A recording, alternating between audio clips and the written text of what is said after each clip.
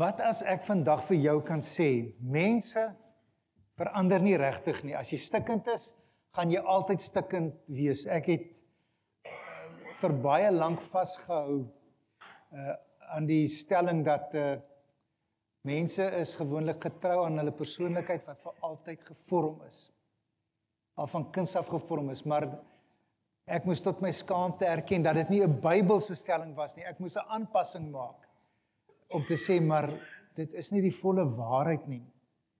So, jy kan miskien vandag voel, jy's vasgevang in depressie, daar's net 'n swaarheid in jou lewe, of jy het heeltyd vrees in jou hart, of miskien angs, en jy kan voel, of miskien 'n verslawing waaruit jy nie kan loskom nie, dan kan jy voel om te sê, maar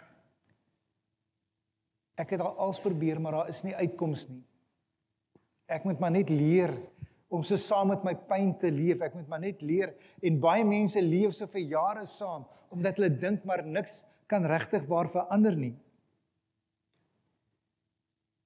Mense leef met die idee dat genesing soms net 'n mooi teorie is, maar hulle beleef dit nooit werklik prakties in hulle lewe nie, selfs as gelowiges, en dan kom steel dit soms hulle geloof van hulle, want hulle dink, hulle is hierdie swak gelowiges.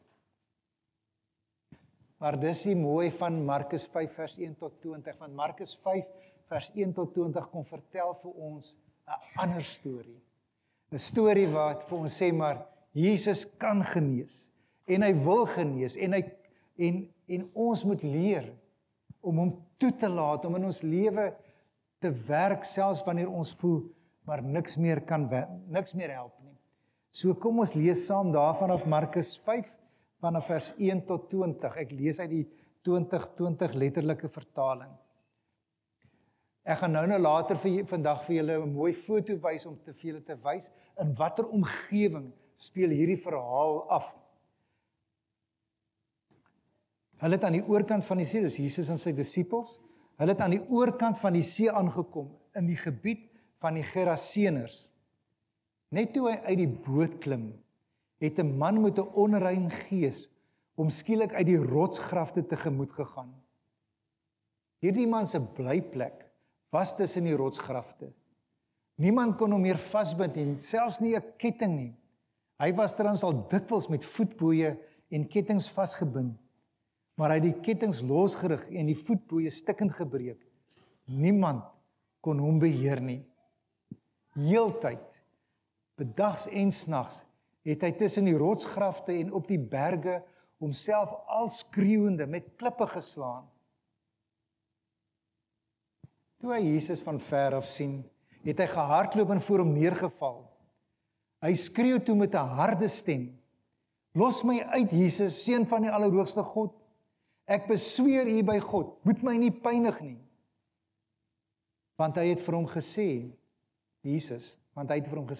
onrein gees, gaan uit hierdie man uit. Hy vra toe vir hom, "Wat is jou naam?" En hy antwoord, "My naam is Legioen, want ons is baie." Van die ander vertalings het net gesê legio, maar die korrekte vertaling is legioen. Ek gaan vir julle nou sê hoekom. Hy het Jesus ernstig gesmeek om hulle nie uit die gebied weg te stuur nie. Daar het 'n groot trop varke teen die berggang gewy. Hulle het hom gesmeek en gesê, "Stuur ons na die varke, dat ons in hulle kan invaar." Hy het hulle toegelaat, en die onrein geeste het uitgegaan en in die varke ingevaar. Die trop van ongeveer 2000 het toe op loop gesit teen die helling af die see en in die see versuip. Hulle wagters het op die vlug geslaan, en dit in die dorp en op die platteland gaan vertel, en die mense het gaan kyk wat gebeur het. Hulle kom toe by Jesus en sien die besetene daar sit, die een wat die legioen in hom gehad het, met klere aan en by sy volle verstand, en hulle het bang geword. Diegene wat dit gesien het, het vir hulle vertel wat met die besetene ook met die varke gebeur het.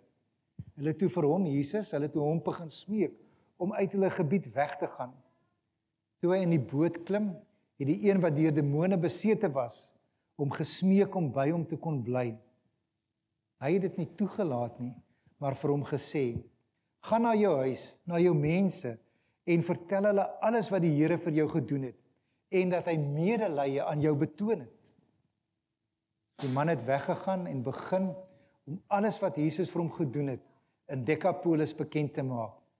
En almal was verbaas daaroor. So Deca is die Grieks vir 10. So Decapolis is in Polis is 'n stad. So hy het dit in die 10 stede bekend gemaak. Ons gaan nou 'n bietjie kyk na wat dit eintlik beteken. Wat wil hierdie gedeelte vir ons as moderne gelowiges kom leer? Ek dink die eerste punt wat ons moet leer is om te sien Jesus sien mense in nood raak. Jy voel miskien dat daar's niemand wat vir jou omgee nie, niks wat jou kan help nie, niks wat jou kan red nie. Jy's miskien in hierdie gat in jou lewe, of dit nou depressie is, werksomstandighede, moeilike situasies. En dan kom leer Markus 5 vers 1 tot 5 vir ons dat Jesus sien mense in nood raak.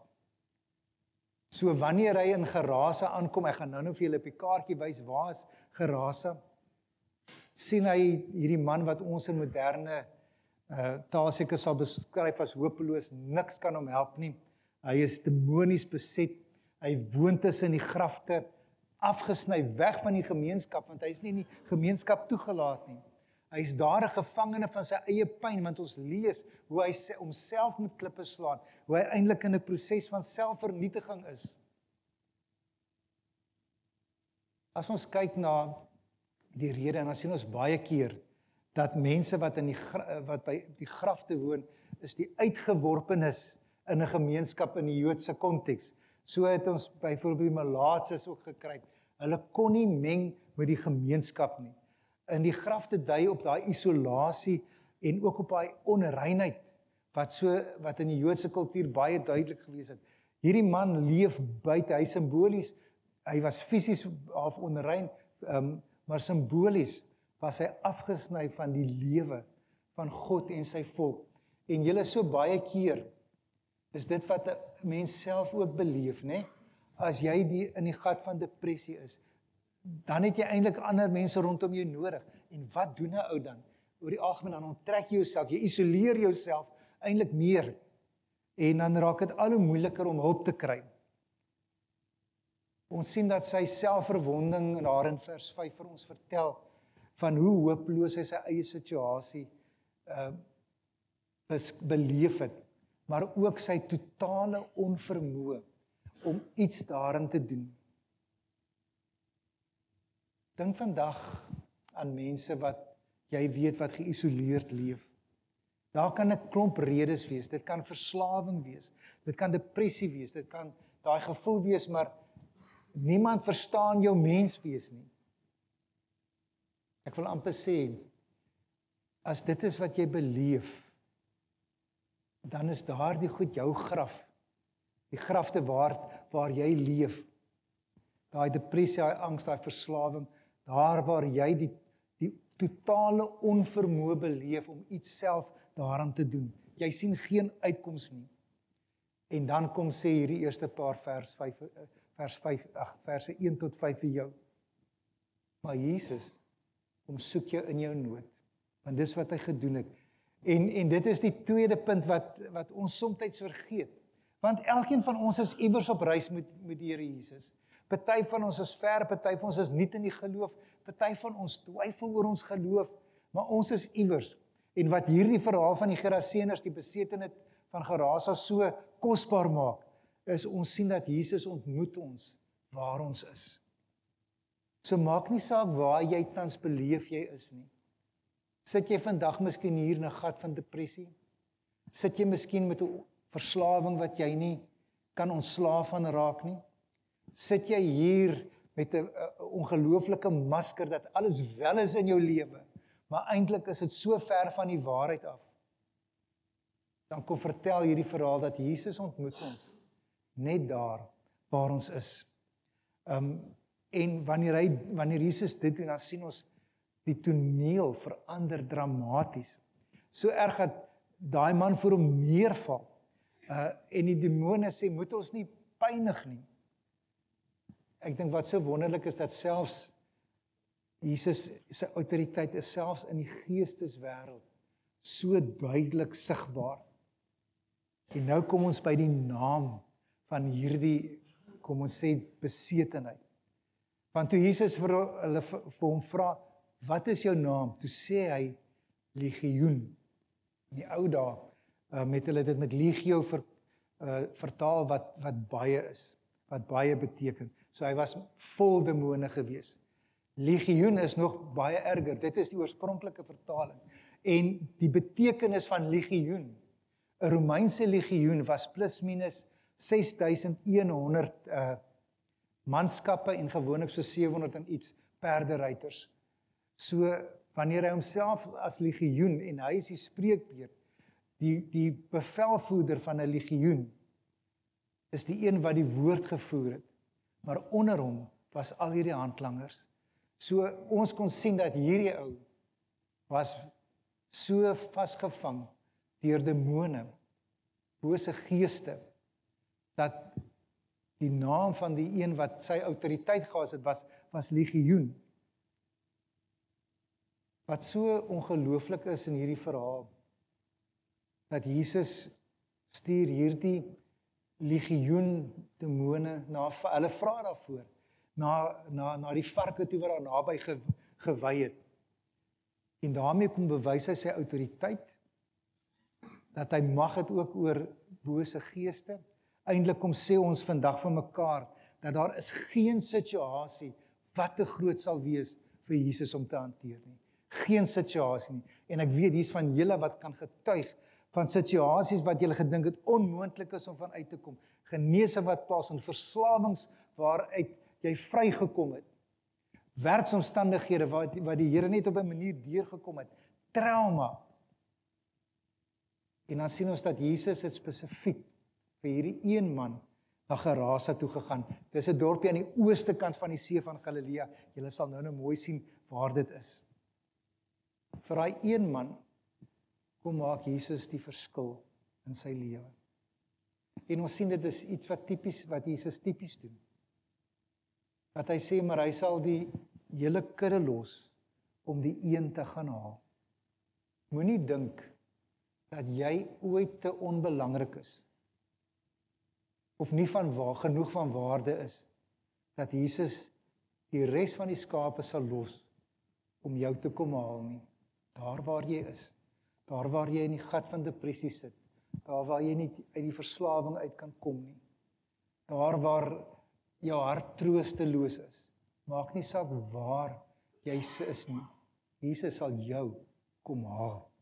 En dit is wat so wonderlik is, dat Jesus het vir hierdie een man gekom, hier in die Geraseners. Dis baie keer soos 'n brandweerman, wat sy eie lewe waag, om iemand in 'n brandende huis te red. En ons sal sê, dis amper nie die moeite werd om sy lewe te waag nie, maar gaan doen dit. Want dis wat hy doen. En hierdie verhaal kom vertel vir ons, dit is wat Jesus doen. Hy sal jou kom haal, hy sal jou kom soek, daar waar jy sukkel, en waar jy stoei met die lewe. Die wonder van hierdie verhaal natuurlik, is nie net dat Jesus jou kom soek nie, en jou kom haal nie, maar dat hy genesing vir jou kan bring. Maar saam met dit, gebeur daar iets ekstra. Saam met genesing wat Jesus bring, kom bring dit 'n herstelde identiteit. Want jy verloor jou identiteit, jy verloor jou menswees, wanneer jy daar in die gat is waar jy dink, niemand kan jou help nie. Dit is te moeilik, my situasie is te ver, daar is nie uitkoms nie. Ons sien die dorpenaars van Gerasa kom kyk, want hulle het gehoor by die wagters wat gebeur het. En wat sien hulle? Hier voor hulle oë sit die man geklee. Hy wat kaal rondgehardloop het en was soos 'n malletjie homself stikkend geslaan het, besete deur duisende duiwels, sit ten volle geklee en hy's by sy volle verstand.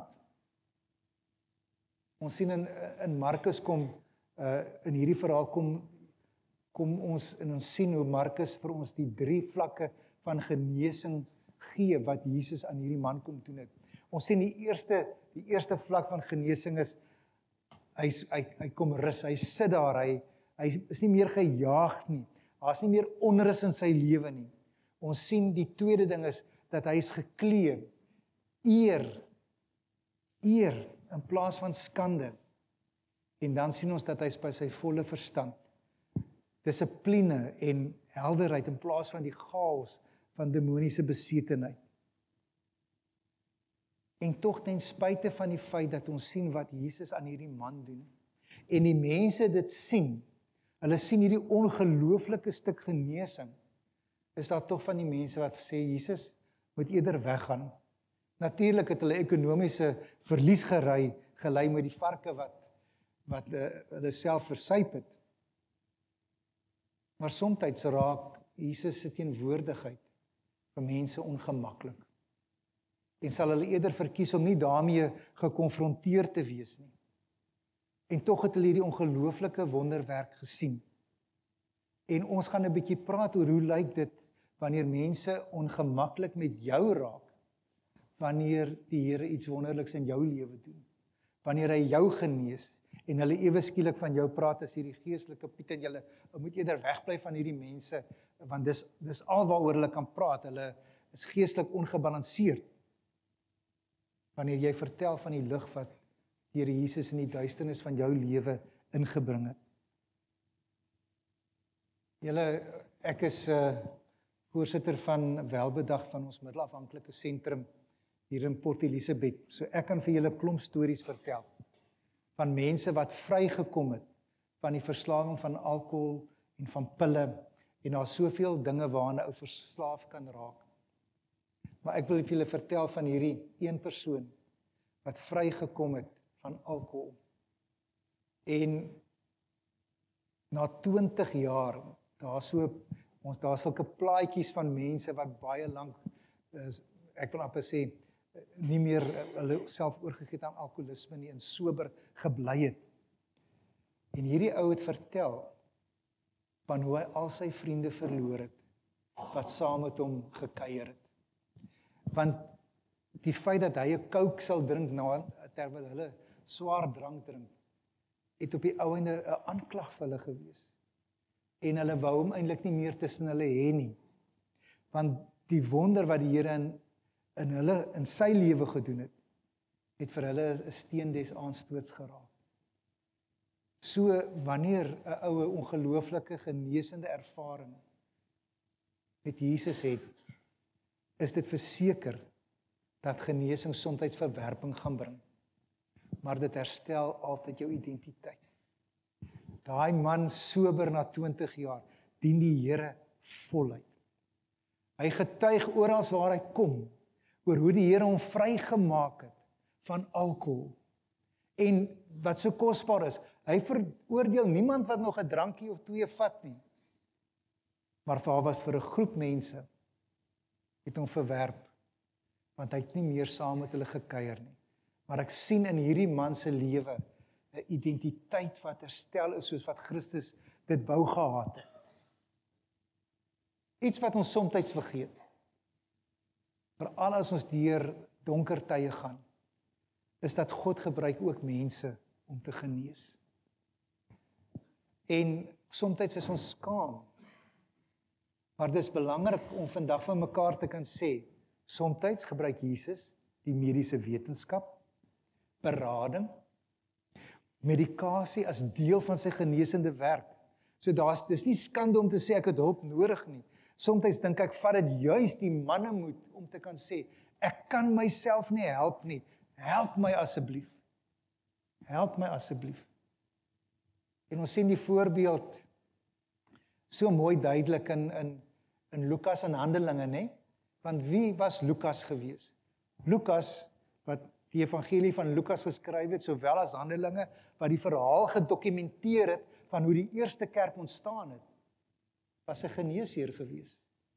En die Here het hierdie dokter gebruik om die wonderlikste verhaal van die eerste kerk neer te skrywe. Hy het sy kennis gebruik om sy koninkryk uit te brei.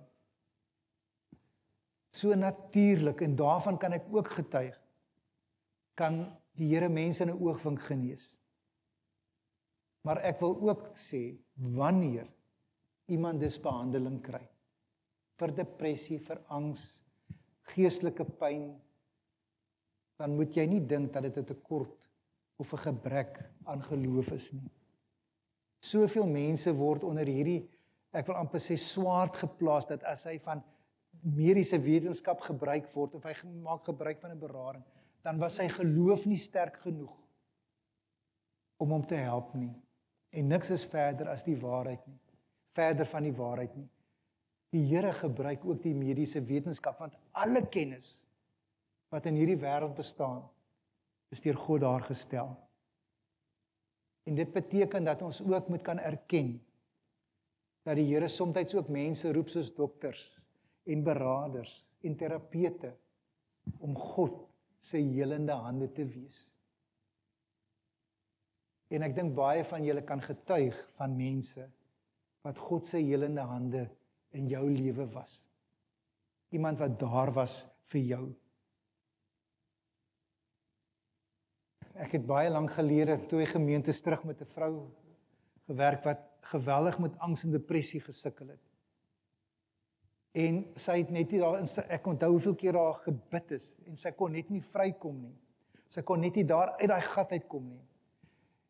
En toe gaan sien sy 'n dokter wat haar help. Maar weet julle, omdat sy met hierdie verkeerde perspektief gekyk het, dat omdat die Here haar nie in 'n oogwink self genees het nie, het sy nie 'n sterk genoeg geloof gehad nie. Het sy haarself so onder veroordeling geplaas. Hoekom kon ek nie God genoeg vertrou dat hy myself genees nie? In plaas daarvan sy moes gesnap het, maar die Here gebruik ook die mediese wetenskap. Ja, so soms maak die Here mense onmiddellik vry. Ek sal nooit vergeet, in die een gemeente bid ons die een aand vir 'n vrou wat 'n beroerte gehad het. Haar hele een kant was verlam gewees en die Here genees haar daar voor ons oë. En ek moet bely my eie klein geloof dat ek die volgende Woensdag op haar gaan opcheck het om te kyk is dit regtig so gewees. Toe het sy daai huis van haar gespringclean, 'n vrou wat nie besig aan haar hand kon hou nie, het dit gespringclean want die Here het haar onmiddellik genees. Maar ek kan ook vir julle getuig van waar die genesingsprosesse 'n proses was, 'n pad was wat iemand gestap het. En die ene is nie minder van die Here as die ander ene nie. So as jy 'n verkeerde persepsie het dat God net deur 'n bonatuurlike manier jou genees, dan is dit die regte genesing. Dan dink jy verkeerd daaroor. Soms is daar onmiddellike genesing. En soms is daar 'n pad van genesing. Ons sien die laaste ding wat gebeur is dat genesing raak altyd 'n getuienis. As jy kan snap dat genesing op watter wyse ook al van die Here kom, raak dit jou getuienis. En ons sien dit met hierdie man, ons sien dat hierdie man in vers 19 wil saamgaan, hy is so oorstelp oor wat Jesus vir hom gedoen het, dat hy wil saamgaan. So in vers 19 lees ons, gaan huis toe na jou mense toe, sê Jesus vir hom, want hy wil saam met Jesus beweeg, en vertel vir hulle die groot dinge wat die Here aan jou gedoen het. So raak sy genesing op die ou einde sy roeping onder 10 stede waar ons nou gaan praat. Dis altyd lekker om te wees tussen die mense waar jy genesing beleef, waar jy geloofsfamilie beleef. Maar deur daar te wees is jy net tussen die mense wat dit al beleef het. En die wêreld moet dit weet. Jy moet jou genesing het 'n storie om te vertel. En ons sien Jesus sê, jy kan nie met my saamgaan nie. Want ek dink almal sal met Jesus wil saamgaan.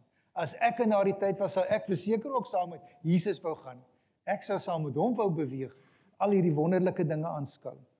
Maar ons sien in vers 20 dat hy word uitgestuur en dat hy sy storie gaan vertel oor wat die Here vir hom gedoen het in die hele Decapolis.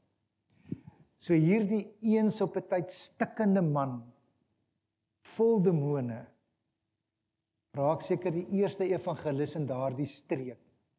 En dit bring ons by Decapolis. Nou, daar word baie van Decapolis gepraat, en dis daar sien julle so die kaart. So bo in onder die groot, die see op my linkerkant, seker julle regterkant, is die Middellandse See, dan onder is die dooie see, die groter meer, en dan bokant is die see van Galilea, wat julle daar sien. Nou Decapolis was 'n versameling van 10 Hellenistiese stede. So julle moet weet, op hierdie stadium is die Romeinse ryk in beheer van alles. Maar om een of ander rede het hierdie 10 stede 'n hulle Griekse kultuur, want die Romeine het ons by die Grieke oorgeneem, het hulle Griekse kultuur behou so erg dat hulle selfs deur geskiedskrywers soos Pliny en so aan beskrywe word as Hellenistiese stede, die Decapolis, die 10 stede, en hulle is so saamgegroepeer, meeste aan die ooste kant van die see van Galilea, wat vandag Jordanië was. Ons sien dat Damaskus, wat vandag bo in Sirië is die boonste ene, en dan selfs onder hierso na Jordanië se kant is 'n paar. So ons sien dis die 10 stede daai, Damaskus, Hippus, Philadelphia, Trafana, Sitopolis, Gadara, Iconium, Pella, Gerasa, waar die man vandaan kom, en Kanata. En hierdie stede was almal Grieks-Hellenistiese stede. En hierdie man het onder al daai stede, kan ons sê, was hy die eerste evangelis wat gaan vertel het wat Jesus vir hom gedoen het. Genesing lei altyd na sending. Genesing lei altyd na gestuurdheid. Wanneer Jesus jou aanraak, mense, wanneer Jesus jou aanraak, stuur hy jou om sy lig te dra in jou gesin, in jou werkplek. Ek wil amper sê, selfs tot in die digitale ruimtes waarin ons deesdae lewe.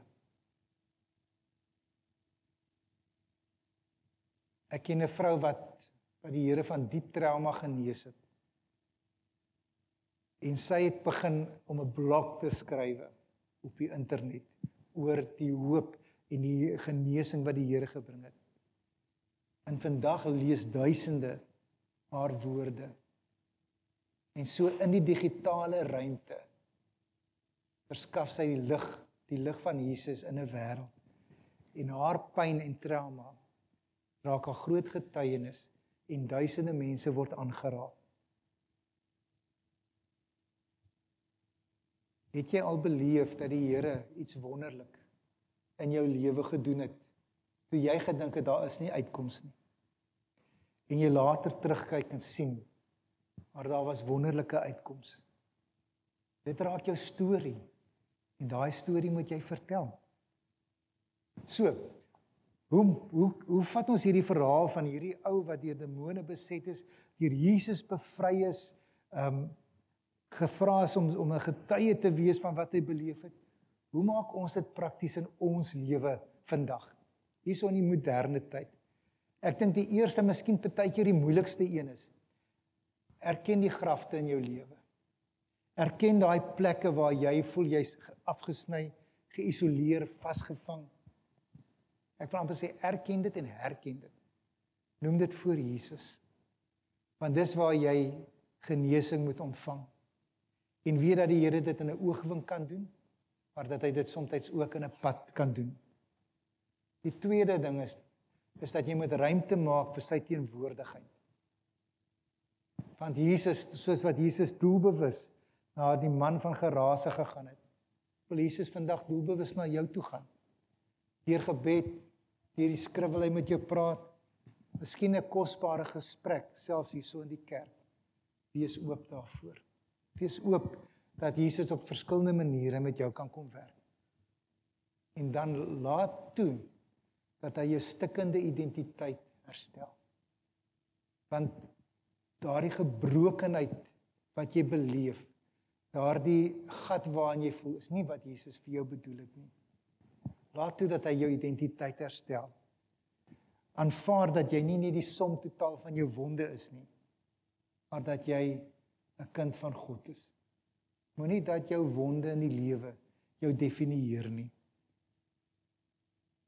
En dan Wees bereid om verkeerd verstaan te word. Dis hy skyfie van soms kom saam met genesing, kom partykeer verwerping. Wees bereid om verkeerd te saam. Nie almal gaan jou nuwe lewe vier nie. Daai klomp boere wat daai varke verloor het definitief nie die lewe, hulle saam met die man van Gerase gevier nie. Hulle het nie eers besef die grootsheid wat gebeur het nie. En dis waarom ons as 'n geloofsfamilie hier vir mekaar moet wees. Soek hulp as dit nodig is. Moenie 'n stryd probeer beklei as jy voel maar ek maak dit in elk geval nie. Dis waarom jy 'n geloofsfamilie rondom jou het. Dis waarom jy mense het wat vir jou sal bid. Dis waarom ons 'n voorbiddingsspan het, waarom ons 'n gebedsboks het, waarom ons vir jou kan sê, as jy stoei moet iets, kom na die diens, kom hier, ons gaan vir jou bid. Soek hulp. Partykeer is dokters en terapeute en beraders dikwels die instrumente waardeur Jesus genesing bring en herstel van identiteit. En dan die laaste een is amper die logiese een, vers 19 en 20. Word 'n getuie. Laat jou storie van genesing deel van jou godsverhaal word. Dis wat Jesus vir my gedoen het. Ek is oortuig, almal van julle kan 'n storie vertel oor wat Jesus al in jou lewe gedoen het. Maak nie saak wat die omstandighede is nie. So, ons verhaal begin. Ons verhaal begin by 'n gevangene tussen grafte, maar eindig met 'n man wat die lig van Jesus die Dekapolis indra. Dis wat Christus doen. Wil jy's 'n man of 'n vrou wat leef tussen die grafte? Weet dat jou storie kan eindig as 'n getuie met herstelde identiteit wat die lig van Christus kan dra. So as jy vandag miskien na die grafte in jou lewe kyk, daai dinge wat jou voel daar's nie uitkoms nie, weet die volgende. Miskien doen hy dit miskien deur hierdie boodskap. Jesus stap vandag doelbewus na jou toe. Hy stap doelbewus na jou toe. Maar jy moet hom toelaat om jou heel te maak en nie bang te wees vir die hulp wat hy gaan gee nie. Is jy bereid om dit te doen? Amen. Kom ons bid saam. Here,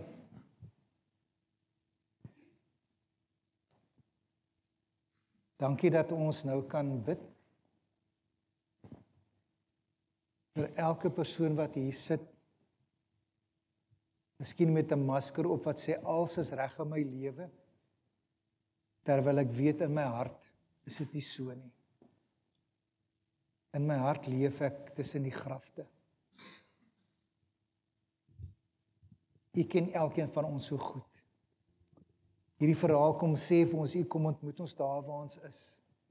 En as ek vandag moet sê, Here, ek is tussen die grafte, dan sal u my daar kom ontmoet. In my swaar kry, in my magteloosheid, in my gebrokenheid. Ek wil kom in die naam van Jesus en genesing spreek vir elkeen wat voel hulle leef tussen die grafte. Ek wil genesing kom spreek met 'n nuwe herstelde identiteit. Dat ek is nie die som totaal van alles wat verkeerd is in my lewe nie. My identiteit is, ek is 'n kind van God. Here, my hart is dat ons elkeen wat hier is, dit goed gaan met jou, en of jy tussen die grafte is, sal beleef hoe Jesus vir jou omgee. Dat hy jou wil genees. En Jesus, daar waar jy dit in 'n oogwink kan doen, bid ons dat jy dit sal doen. En daar waar jy 'n pad van 'n genesing wil stap, waar jy miskien daardeur ook 'n klomp ander dinge in ons lewe wil regmaak en herstel, kom doen dit, Jesus. Kom doen dit, kom herstel ons identiteit as kinders van die lewende God. En maak ons dapper, nie bang nie, om ons storie te vertel van hoe God in ons lewe werksaam is. Dankie Jesus dat ons dit in U naam mag vra. Amen.